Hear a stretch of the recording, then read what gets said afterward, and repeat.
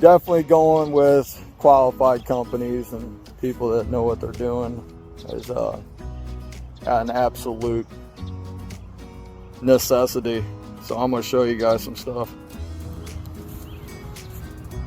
So all in all, I mean, it's just so rough. And like I said, this was just poured this past November. Fire pit, gas line's not even center of it.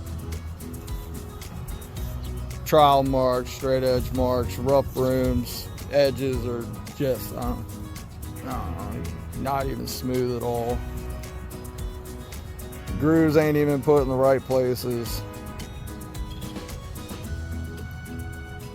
Like this, marks after marks, pits after pits, rough jobs on broom, edges messed up, plate groover lines still left in.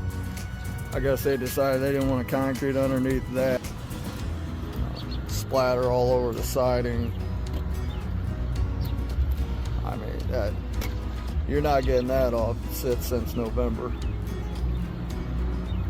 Edges are just not troweled in good, not tight. Big gaps, big gouges. Definitely not a quality job by any means. I mean, look at that. We'll just leave them straight edge marks. No reason to take them out, right?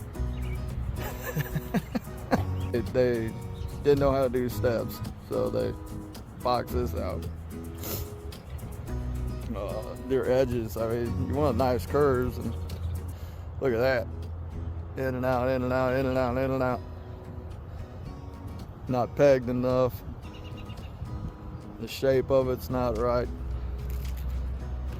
So you got all these little saw cut grooves and plate cut grooves and everything else, but then they just leave this massive block here. They just decided not to continue to groove across right here.